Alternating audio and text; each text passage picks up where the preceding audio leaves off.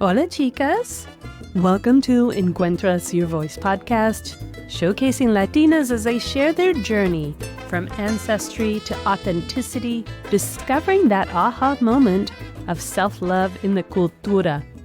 I'm your host, Consuelo Crosby, coming to you this month from the sunny Catalan coast of Spain, where I have come to establish opportunities for Latinas worldwide, especially those in our audience and the invaluable guests we're so honored to take up space for in this media world. We didn't ask permission, we took the opportunity. Which is totally in keeping with the sassy Latina on today's episode, who truly shines in the unexpected expecting of motherhood, political advocacy, and community leadership. Mónica Avila, founder of Luna and Leche Maternity, is all that and more. So much more that you can't even guess, but we'll find out by the end of the show. Mónica has had a very successful career in fashion design, from celebrity brands to boutique lingerie, even designing her own lace. Yet even so, she was totally unaware of the huge void in the industry until she became pregnant with her firstborn.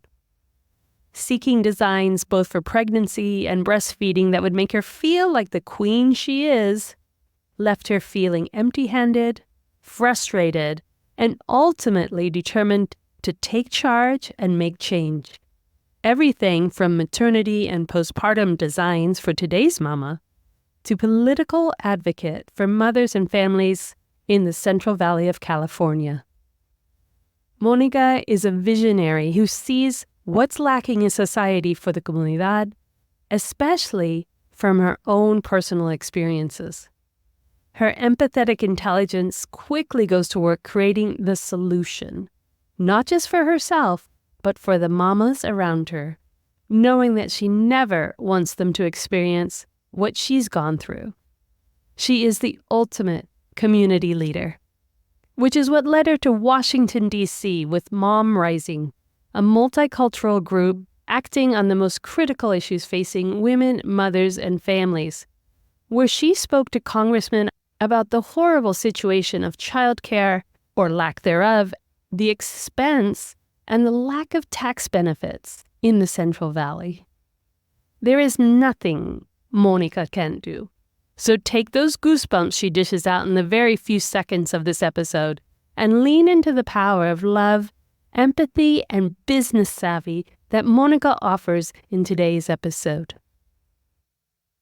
So, welcome to Encuentras Your Voice podcast, Mónica. We are so honored and happy to have you here, and thank you for sharing your time with us today. Yeah, thank you for having me. I'm excited to be here. Yes, this is a hot topic, hot in your business that you brought forward. But first of all, we always love honoring our ancestors and our heritage and really archiving our diaspora, the Latinidad. So why would you please share with us your own heritage story? Yes, so I'm Mexican-American, and I don't know, I just all of a sudden got goosebumps because you're asking me. I've been on a few podcasts, but I don't think this question came up. And right now I'm sitting in my childhood living room, but this is the ground that my grandparents nourished. We were a farming family. And so it's kind of giving me goosebumps being like, ooh, I'm on ancestral land right now, like my family's ancestral land. And that you're asking me this, this is kind of a powerful moment for me right now. It's like, ooh, look at grandpa. My grandmother who only made it to 5th grade and then she had to go work in the field. Look at what we're doing for our family right now. I'm being highlighted on a podcast that's, celebrating where you guys, brought our family from. So thank you for asking that. That was a cool moment right now. I just got goosebumps too. Yeah, no, and tears. Yeah, that's why we do it. That's why we do it, because we know that we come here with a lot of sacrifices by our ancestors. That's such a beautiful moment. Okay, if we see lightning strike, we know. So what was it like for you then growing up? You're in your childhood living room. So I grew up in Reedley, California. It's about 40 minutes southeast of Fresno, and it's a very farm community. So like I said, my grandparents, they were field workers. That's how they migrated from Mexico here to California. They would chase the crop all up and down the West Coast into Texas, into my mom's side of the family. They would go to Kansas as well. And then we just settled here in Central California. And my grandparents were fortunate enough to buy some land here in Reedley and then a neighboring town, and helped our family grow into what we are now.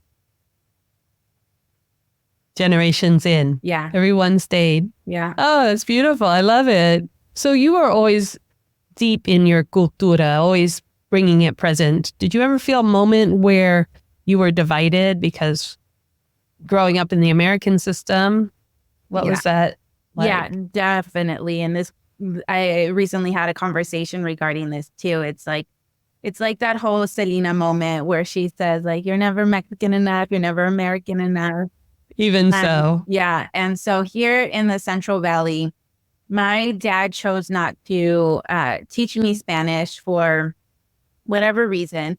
However, I understood it because that's how my grandparents spoke to me. And my grandma watched me from the time I was born up until I was able to come to school and be at the house by myself. So she, helped raise me, her and my grandpa, and all they knew was Spanish. All my grandpa knew was Spanish. So I understand it. However, I'm not as comfortable speaking it, although I'm trying. So that was always difficult, especially coming from the town that I live in. There's a lot of Hispanics here, mostly Mexican. And I remember as a kid them saying like, well, they would speak to me in Spanish. And I would be like, oh, I'm sorry, I don't understand. And then they would be like, well, what's wrong with you? Aren't you Mexican? And I was a child. I was maybe in junior high. And so that definitely scarred me. And then I got into a shell. I'm like afraid to be me, and being like, well, I don't even want to try anymore because I'm going to be like, if I say it correctly, like I'm going to be shunned for it. Right.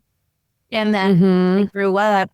I started to get more confident in being like, you know what, it doesn't make me less than just because I'm not fluent in speaking Spanish. I'm still Mexican. Like I'm 100% in both my parents. And so it's just part of my journey. And then I get to learn it and now teach my kids like as much as I know, and hopefully that they get to know more of the language than I do, and we'll just learn together. But yeah, that was challenging as a young teenager. I hear you. Same story. I have the same exact story, but from my mother not wanting to teach me. But they had their very good reasons. Yeah, but they couldn't possibly understand unless you're the first gen. You don't understand. Yeah, what it's like when you're in that divide, right?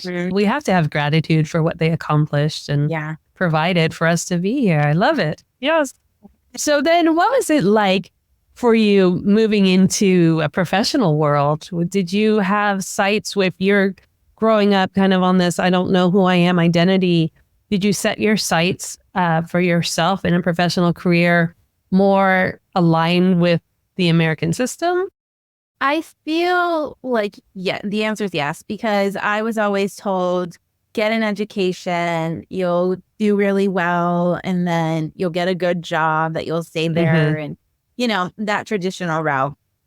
I'm not too much of a traditional person in general, but you're a disruptor. You're right, exactly. At least according to the Latina culture, because I didn't get married first. I didn't have a house next. I didn't have children next. The only traditional thing about me was I went to high school and then college right afterwards. So that's really the only traditional thing that I did. And so, yes, I did go to college. I went in San Francisco to an art school over there and received my bachelor's of fine art and worked in the costume industry, worked as a freelancer, worked in design. I did a lot of really fun stuff over there. And I was, young and just full of energy. So being able to do all that fun stuff, which I really am happy that I did all that. And then once I left San Francisco, I graduated in 2011. So we were still in like a recession type of thing. Nobody was hiring in San Francisco.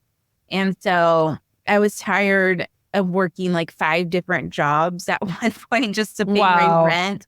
And they were like small little jobs, but it's like, I need to take what I could get so I could, sustain living so I could have a roof over my head. Yeah.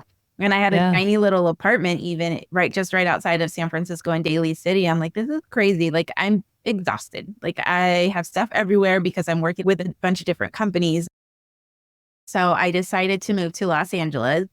And when I moved to LA, I was hoping to find a job in costume design. I had enough money to last me, I think it was like a month or two, maybe 3, to live out there without, just figuring it out. And so when you go into costume design, you kind of have to know somebody to get your foot in the door. And I didn't know anybody and it just went. And then my money pile started getting less and less and less. And I was like, okay, I need something. So I ended up getting a job at a lingerie company and was designing with them and had so much fun there. It was a lingerie wear company. And it was so much fun. It was a small company. And I was able to design laces. Like beforehand, I had never designed lace in my life. And I had the opportunity to do that there, which was awesome. Like I made some really cool color combinations. I'm like, man, I wish I would have saved like a swatch just so I could be like, you see this? I designed this. And then after that, I worked for an athletic wear company and was there for a long time and loved my time there too. I had a lot of fun, worked with celebrity clients and big name things. So that was really exciting too. And then I got pregnant with my second child and then figured out, the path that I'm going down isn't making me complete anymore. And so I had to make a choice of like, am I going to find a different job while I'm on my maternity leave? Or if I'm just going to move back to my hometown and really try hard to get my company, Luna and Leche Maternity, up and growing. Because when I had my first child, the gears started moving of like, oh, I want my own company. I want my own company. And then once I had her, I was like, oh, I want a maternity company, but I had never done anything. And then at one point I told myself, like, you need to do it. It's now or never. My family and I decided, you know what, let's go back to my hometown. I'll have help with my girls. I'll have more time to grow this company that I've been just like slowly, quietly dreaming of. And 2 years later, here we are. Oh my gosh. Okay, this brings up so many questions. This was like a fireball answer, and I love it. First of all, wow, congratulations on starting your company. Thank you. Just really huge support and value, and we will get into that. Absolutely. We're going to back it up a little bit because one, we're going to even go back further, but one, who is pregnant? And having been pregnant, people know and think, oh yeah, now would be a good time to start your own company. Oh, that's crazy. I had the knowledge of how to create, garments and stuff. So I was like, oh, I think I could use it. Right. So that's what I wanted to start with is your journey into fashion. You have always from day one been into the fashion industry, fashion design and going to art school. Going to art school, first of all, must have been a big flip from the family expectation. That's rarely a place for you. So right off the bat at 17 or 18, you're like, okay, yeah, I'm going to pave my own path. I'm going this way. And designing lace, I'm so obsessed with this idea. I never, in all the ideas of lace in our everyday fashion, ever considered that lace was design. Am I just that ignorant? Yeah. No, because most people don't think about it. They're like, oh, lace is lace. Like, no, like lace is lace. Mine wasn't like the ones that I design are nothing like in Paris. They make, and in Mexico, all these like, there's companies that make just a fine, beautiful lace that's very delicate. Mine wasn't like that. Mine was more a little thicker, coarser lace because it had to, it was being used in bodices and whatnot. So it had to have some sturdiness to it. But still, it was so much fun. And I don't remember that all the time, but it's like, man, I did some fun things in my life. Yeah. I would give an award for that one because that is beautiful. It's like, wow, that makes you the unicorn because thank you. I don't know anybody, nor would I think of knowing anybody who was a lace designer. Yeah. As part of the bigger picture. So going forward then, you're pregnant and it's in this moment with all this professional acumen and fashion that you realized maternity clothes are awful. Yeah. Awful and really expensive. Yeah, really expensive. So I was slowly realizing how expensive they were when I was pregnant, during pregnancy. And so I was like, oh my gosh. And so with my first pregnancy, I didn't like quote unquote pop until I was just over halfway through my pregnancy. And so for a long time, I just wore my regular clothes, did that whole like hair tie knot thing on my jeans and then put a long sleeve on top to extend it because I didn't really need it. But then once I did need it, it's like, oh, what am I going to wear? Like, I'm just going to, buy clothes that are, bigger that would fit my belly, but maybe not fit like across shoulders or my sleeves or something because, you're sizing up. And so there was nothing cute in my realm of fashion that like wowed me or excited me. So I started to conform, started to put myself in this box of like, this is what maternity or pregnant women should look like, I guess, because this is all that's out there. And then I just started not feeling comfortable anymore. And luckily, though, I, work for these fashion companies where I could just whip me something up really quickly. And be like, is there any extra fabric? And like, what's this pattern? So I would get one of our patterns and like change it up a little bit to make it fit, my growing belly. We had very like nice soft fabric. So I would just use those scraps and, make it for a quick dress or something like that. And, it was nothing fancy, just it got the job done. And then once I had my daughter, I was like, okay, I'm going to be a breastfeeding mom. So that was part of my journey and find clothes that I could breastfeed in. I had my first daughter in November. So to find something warm, find something that I could breastfeed in, I was still not comfortable in my body, very much not comfortable in my body. And I was like, well, I would be like just lifting up everything all the time and like exposing this huge uncomfortable part of me. And then to top it all off, like my daughter didn't like to be under those covers that, some people like say like she absolutely hated it. She would scream and wouldn't even eat. And so I was just forced to be an open breastfeeder where I'm just like, okay, here it is. So I went to the store trying to find something that I thought was cute that made me go back to me and who I was before mom and found absolutely. It was very cookie cutter, very floral pastel, which was not me. Still isn't. It was really, really hard. And it was going to be a quick in and out trip to the store. And it wasn't. It became like a meltdown. Me just getting frustrated with what was out there. So that was when I was like, okay, I could do this. I could start my company. But I didn't do anything with it until I had my second daughter 7 years later. First mommy, figuring it all out. Yeah. Plus, you're still working and trying to figure out what it's like to be the little fam. Yeah. It's a lot. Yeah, it was a lot. But I was thinking, kind of laughing that here you are in the fashion industry. One, when it comes to being a customer, you have a very high mark of expectation of what it should be in fashion. And yet having the blessing of being so brilliant to go, oh, I'll just whip it up. Yeah.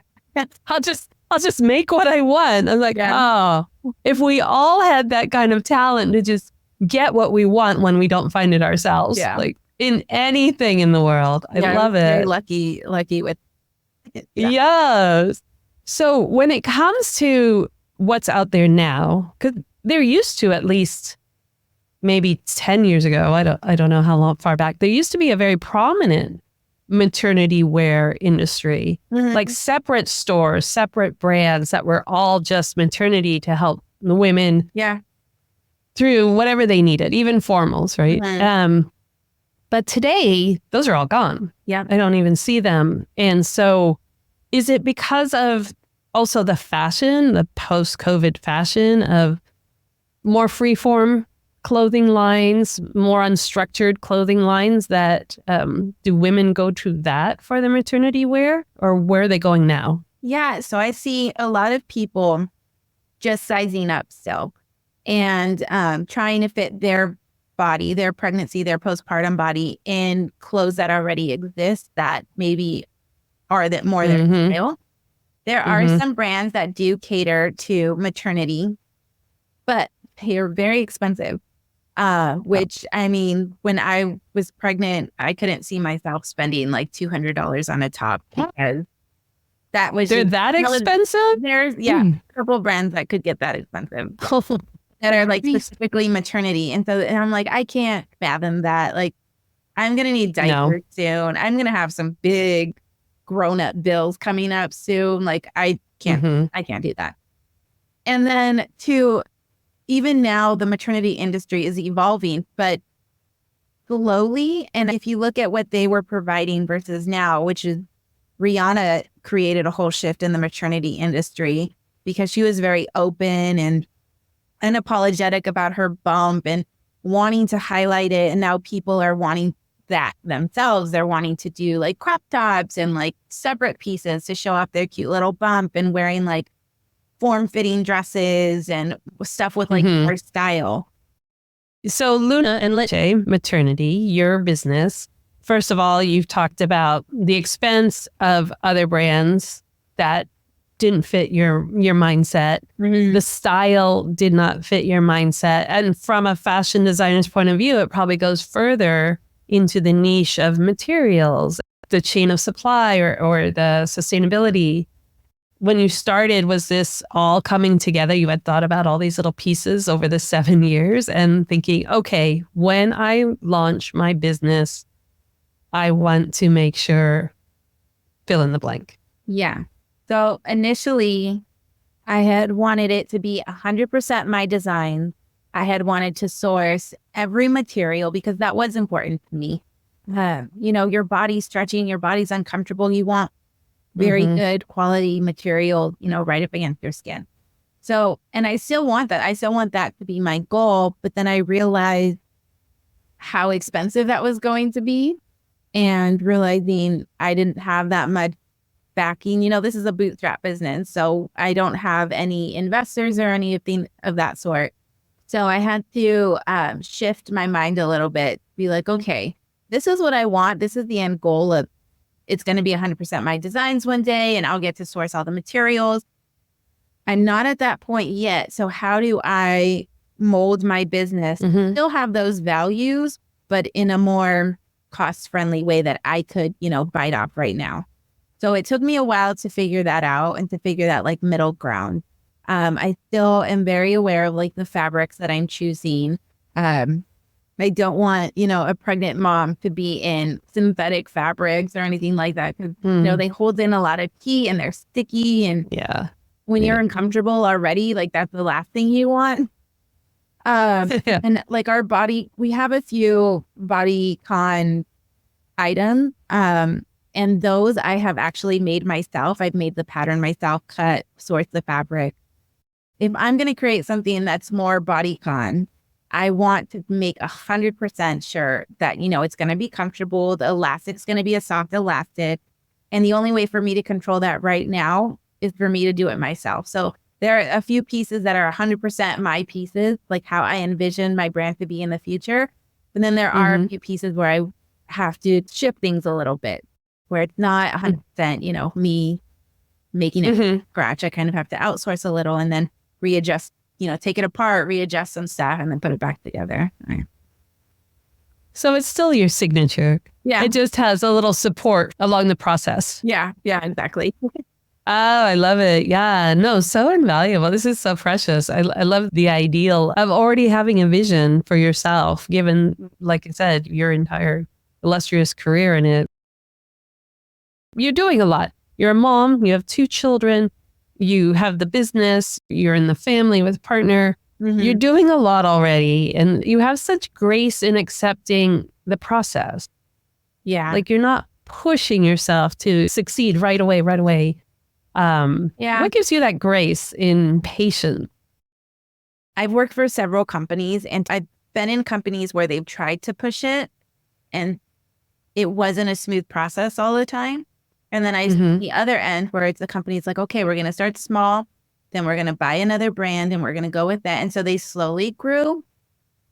And so I luckily get to pull all these great things from all these different companies that I've worked for or that I've partnered with. There's another group I recently went on a trip with to Washington, D.C. and they are very mom focused. They know that, hey, most of our employees are moms. And they are so family friendly. Like it's ridiculous how family friendly they are. And it's like, oh, I want to put that motto into my business when it grows and I start hiring people. So I get to like nitpick exactly what I like about all these different companies that I've worked for, worked with, and then am starting to mold my company into my dream of how I want it to be ran. Wow. Yeah. Oh, that's beautiful. No, I love that because it's what they tell all entrepreneurs is like really secure your brand first. Yeah. And your brand strategy before anyone even knows you have a business in mind.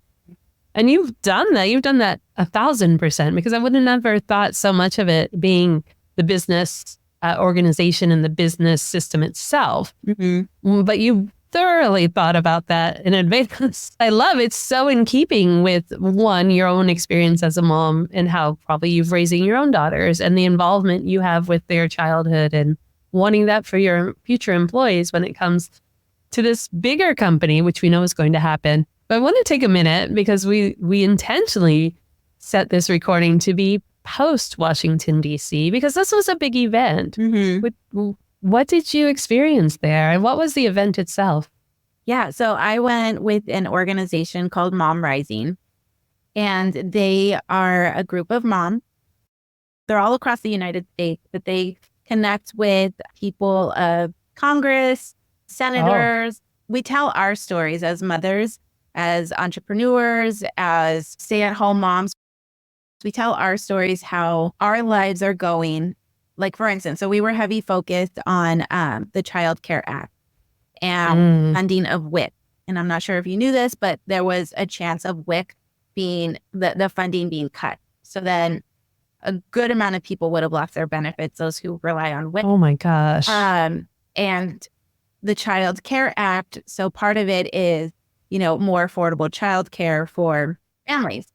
And so that was our main focus when we went to Washington, D.C., is to talk to people in the Congress and mean like, hey, these are our stories. This is why the Child Care Act is important for us.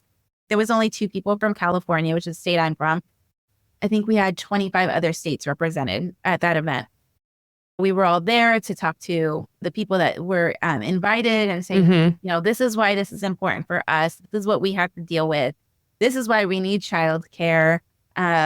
Like for me, for instance, I live near Fresno, California, and we have a daycare desert. So that means that there's not a lot of daycares around here that are licensed daycares. And my daughter had to be on a waiting list for a year in order to get a position. So that means, my gosh. Yeah. And so I couldn't work how I'm working now with her being here. Like that was so difficult. Yeah. And so I was just like, man, I need help. And I'm being patient and waiting for it, but not everybody's that lucky. So yeah, that was really difficult. I ended up having a Thea who recently retired, and I told her, hey, I'm going to give you money. Could you just watch her 3 days, 4 days out of the week so I could work? And she's like, yeah, go ahead. But if she hadn't retired, I would have to have her here, which was making it super, super difficult. And on that end, okay, she's not licensed, so therefore I couldn't get that tax break. When I moved to Fresno, I had a huge pay cut. So it's like, I kind of need that tax break. So yeah, so it just bringing up stories like that to, our Congress. This is why you need to help us out. Like we're here saying we need it, we need help. We need more daycares. We need more licensed daycares. Like what could you do to help us across America? And we did that in front of City Hall on Capitol Hill too, which was really great because I had never been to Washington, D.C. before. So that whole trip was just like, I can't even describe.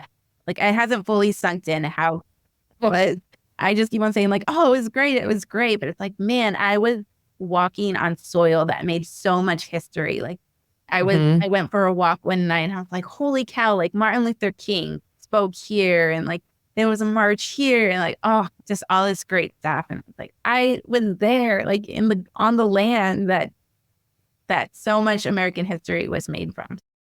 Wow. Congratulations. Yeah, no, not only were you there, but you were part of the next wave of making history, of making sure that women and then the families have the benefits. Because what a horrible thing. Thank you for that. Thank you for, one, being so proactive in it. And two, speaking for generations of families here that is shocking. I never thought about the childcare desert. Never thought about, it's one thing you hear a lot about the expense I never thought about that. It just wouldn't be there at all. Yeah.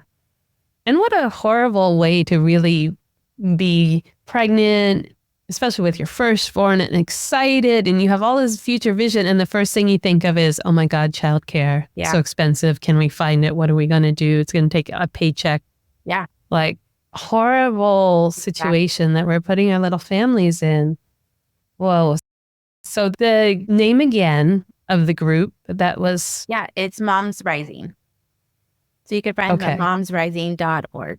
Okay. You will make sure that's in the show notes and link to that because I'm fascinated and so happy for you because yes, Washington, D.C. is it. Like, wow, how exciting for you. Did you come back with any kind of new shift? Like, did that inspire you to go, oh? Yeah. Oh, very much so. And so when I was talking to one of our representatives here in California who works in the LA area, so I went up to him and was saying, my name's Monica Avila. I live in Fresno and he's like, oh yeah, I know Fresno. And I was like, okay, cool. And I was like, well, did you know that most of our community works in the farming industry? Imagine all these other mom and dads who work in the farming industry. They're not getting these tax write-offs either if grandma and grandpa or tío tía is taking care of their children. And I was like, well, I mean, why are they being cut short? You know? Yet again. Yeah. And so I was like, Central Valley here in California, we're surrounded by two big cities. We have San Francisco and LA. And the Central California gets left behind in the dust. And like, why? Like, it's a whole neat thing. And I was like, we need to be lifted and have as many resources just as these giant communities. Like, why aren't we? Like, what could we do to make that change? So he was just like, oh, thank you for, that insight. And hopefully I'll get to meet him again being like, hey, where are we at? What have you come up with? Where's the funding? Yeah. Okay, now I'm feeling inspired that you talk with such impetus. I think you're going to be running for a political position here in your lifetime to make stuff happen. You're just someone who makes stuff happen. You think it up and you just, you sit there and like, okay, I can do this myself. Wow. Like Capricorn and me that we're so controlling. It's like, okay, you're not going to do it. Like, how am I going to do it? Exactly. We're not going to wait. Yeah. One, I think that's part of the Latina DNA though. One, you're not going to wait for someone else to do it. You're just going to do it yourself. Yeah. And two, you would never accept that it can't be done. Yeah. Like, of course it could be done. Yeah. Like, let's just step out of the way. Yeah. Exactly. The beauty of Latina leadership. Like, just get stuff done. Yeah. That's what my dad always said too. He's like, it just gets that done. It's just a matter of if you want to do it or not. He's like, Guys, so it's in your DNA heavy. He's a Capricorn. You're very Capricorn heavy. Oh, there we go. I was going to say, okay, this is all tying up nicely. No, but it's true what you say. Definitely true. Of course, you live there. But you say the Central Valley for anybody and the listeners who doesn't know, it's like even our water, all the water from Northern California, which is where we are, all the water from Northern California, which is tons of, we lose to Southern California in this open trench aqueduct that just bypasses the Central Valley for hundreds of miles and never goes into the Central Valley. Yeah. And the farmers, and they literally make it a dust bowl by diverting the water away. And therefore lower socioeconomic standards, therefore less attention. It just is like a trickle down effect of bypass. And it's just wrong because it literally feeds the nation at the same time. Literally feeds the nation and so disregarded. The amount we're trying to buy a home. And it's like one of the main questions is like, are you running on well water or is it city water? And when was the last time your well was checked? Because some homes were being sold and there was like barely any water in the well. So they would live there for a year and then it'd be tapped out. So then they'd have to purchase water and they have these giant tubs. And somebody has to come like weekly, I think it is, to fill it up with water and you have to buy water for your house. And guess who owns that water? We won't go down there. This could get in a very ugly political discussion. We're not going down there because we're talking about the joy of being pregnant and starting a family and keeping women happy and safe and protected with childcare that's safe. And no, we're not going down that other route. So for Luna y Leche, what do you see as the future then? You talked a little bit about wanting to have standards within the business structure, but what's the big vision for us as your clients? Well, no longer me, but Well, I want to have like a beautiful just foundation of a business, but then my designs, I want to be able to have, go in this stream where it's a little bit more higher end, a little bit nicer fabrics. And I also want to stay true to my core and have a line that is accessible for all, that is going to be affordable for all. yeah, Because that's part of how the company started. And it's like, I can't say goodbye to that portion of the company. Like that's what's building this company. That's what's starting this company. It's part of the foundation. Yeah. So that's where I see it. Family. Yeah. Mm-hmm. Whoa, I love that. For entrepreneurs out there, of which Latinas are the number one demographic for expanding and starting their own businesses in the U.S., we know how difficult it is and the situations you're under when you're starting your own company. What advice would you give for just keeping going, believing in yourself? What has helped me a lot is finding support, whether that be free support or like a coaching group. I'm part of a coaching cohort as well. But finding that support of like-minded people. So like you could find support in your primas or friends or whatnot. Yeah. Like, no, you need to find support from your community, but two, like-minded. So like entrepreneurs, Latina entrepreneurs, if you want to hyper focus on that, or like Latina entrepreneurs in fashion or, moms, and just get together, whether it be Zoom. Now Zoom's so accessible for everybody. And just kind of like brainstorm and talk and just word dump of like, these are my ideas, and just get it out there. Just once a month, just get out all of your ideas of what you want to do. And it, start sparking connections. And it's like, oh, you know what? I did say that last month. Thank you for bringing it up to me. Like, that does sound fun. Let me go into that and let me look more into that and see if we could get that done. That me putting myself in those type of areas has really helped me a lot. And has helped me grow and keep myself accountable to be able to grow the company that I have. Because the accountability, like I have ideas, but the accountability is difficult for me just because my mind's always like, oh, this. So it's like, oh, you had this idea like 2 months ago. Where are you? I'm like, yeah, I need to refocus on that. I forgot I said that, but thank you for reminding me. Let me write it down and then focus on it. So that's sound advice, really valuable advice. And I hope that it helps a lot of the listeners, especially our Latina entrepreneurs. But it's funny you say that because I joined the Elevate group with the We All Grow Latinas in order to have the community of women ready to scale a business and learn from them and really seek support and guidance from them. But that was my question to her for the office hours this week is, how do you prioritize what's the most important act when you have all these ideas, but you also have a lot of actions that need to happen? How do you prioritize? I find that really difficult. Yeah. So what I've learned in coaching, in my business coaching, is she says, okay, so what's your big picture? What's your big dream? What's your end goal? And then go whatever is most aligned with that. And that's that's invaluable. Thank you. Thank you for the free coaching advice. I know. You want to be on that? We're going to have to do a shout out. Yeah. Gratitude. Yeah. But and that's the beauty of the Latina community is their willingness and their wanting to support and encourage and not shoot down ideas. It's so invaluable.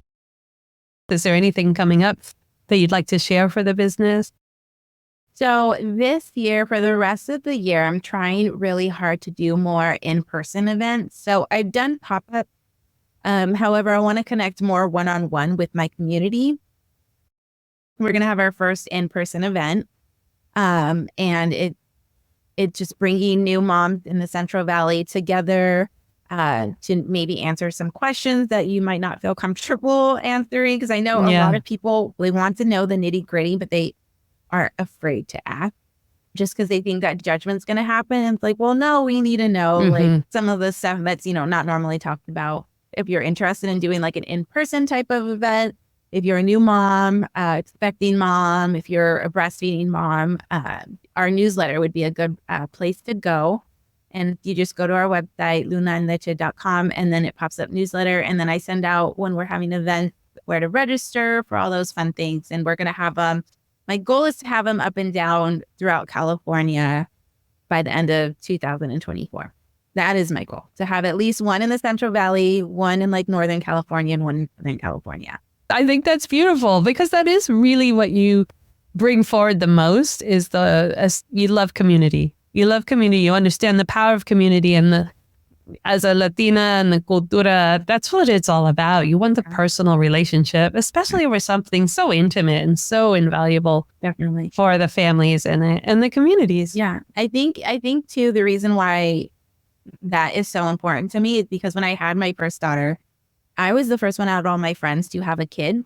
And then I was, 300-400 miles away from my tias, my cousins who have had kids. And I didn't feel comfortable like texting them like, hey, why is this happening?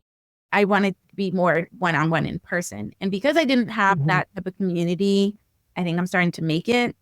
It's just starting to evolve into me creating those communities for people who might have the same questions, who might be first-time moms, who might be breastfeeding moms that might need, have questions. So I want to make it easier for them. Beautiful. Oh, I totally identify with that. Totally identify. Yeah. Especially for women who are professionals. Yeah. And being pregnant in maybe a corporate setting. Yeah. Or being the first of their friends to have children. It's very isolating. Yeah. And the thing is, you don't realize it's isolating until you're in it. So it's funny, as part of, we're talking pregnancy, we're talking first moms, and having to give up coffee, or cafecitos, right? Was there a place that you went to after you had your firstborn, you could finally get back to your cafecito? Was there a place that you went, thank God I have this cafecito place? So when I had my first daughter, I worked downtown LA, Echo Park area. Yeah. But I worked downtown LA. And I was like, my treat, whenever like I would meet with another friend who was a mom, be like, oh, let's go to Earth Cafe. So they had amazing lattes there. And I didn't feel so guilty because I'm like, it's not straight coffee. It's, coffee with milk. Yeah. And like all that. So you need your calcium. So that's where fun. That was my like go-to yummy place that I would go. Tierra Mia also in LA. That was really good. Although I never get their coffee stuff. I get their they have a horchata frappuccino. That was my thing there. So good. Wow. Yeah. That sounds luxurious. I mean, it sounds like a dessert.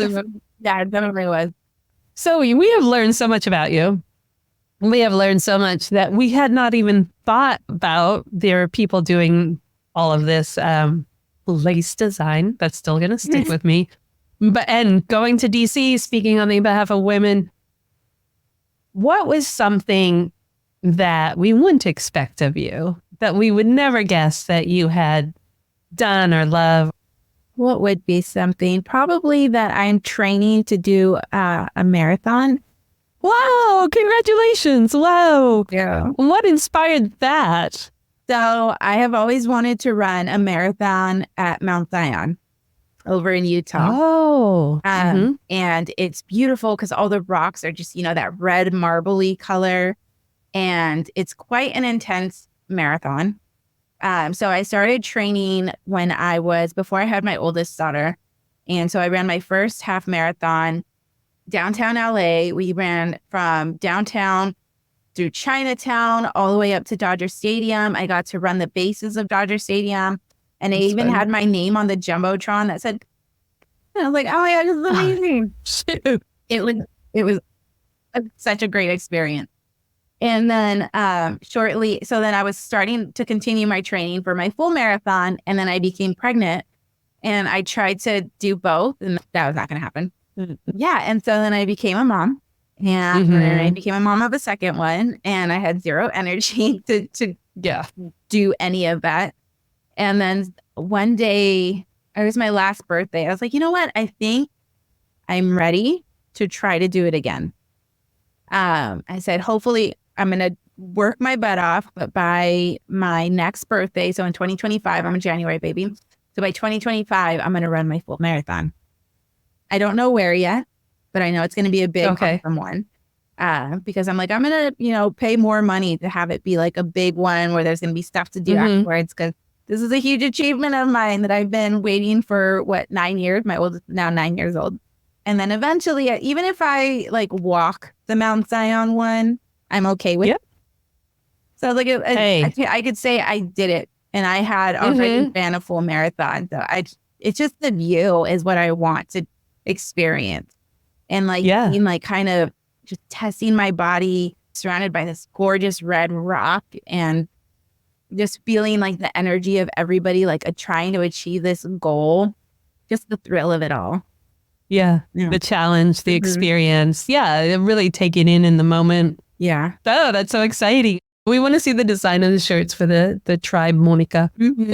Yeah, I have to have my dog help me. That would be a fun little Yes. Yeah.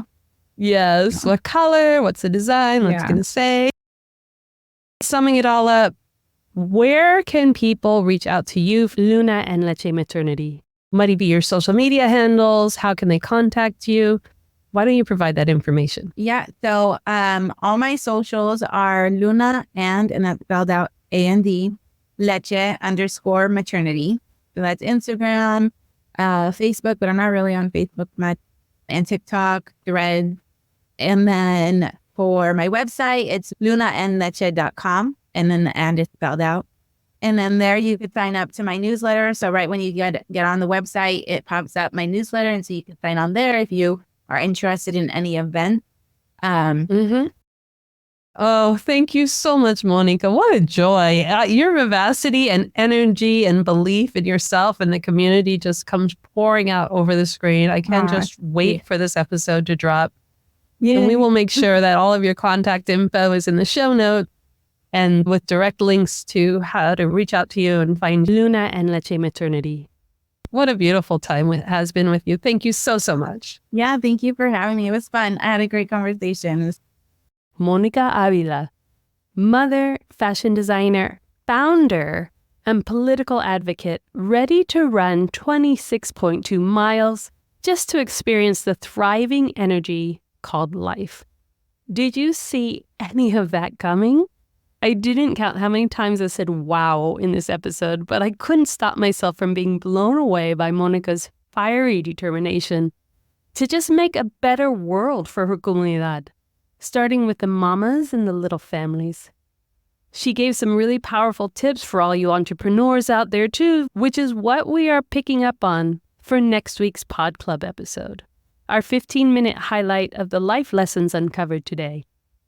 You can bet that we are showcasing Monica's power of patience and playing the long game to live in the moment and thrive. Ending July with this ambitious Capricorn set the tone for the second half of this year, amigas. The power of female is thriving. Let's go after it because we understand the assignment. Step into your truth, ladies. Ciao. We love that you have subscribed to this podcast and continue to champion women who understand the life of all things Latina. Be sure to follow and subscribe to the Encuentras Your Voice podcast so you don't miss a single episode. They will automatically drop into your listening device each week. And we'd really, really appreciate if you take a moment to add to the reviews that we already have. Tell us what you like. Tell us what you're hoping to hear, and we will get there. Share this with your friends and family to help us grow our comunidad, and keep following us on our social media. To Encuentras Your Voice, we are so grateful to you for helping us grow this community and would love to learn of all the amazing Latinas who you know are creating the world we thrive in. So reach out to me on social media at Encuentras Your Voice, and let's keep leaning into our authenticity in pride. Help us make Encuentras Your Voice the place where you are 100% represented.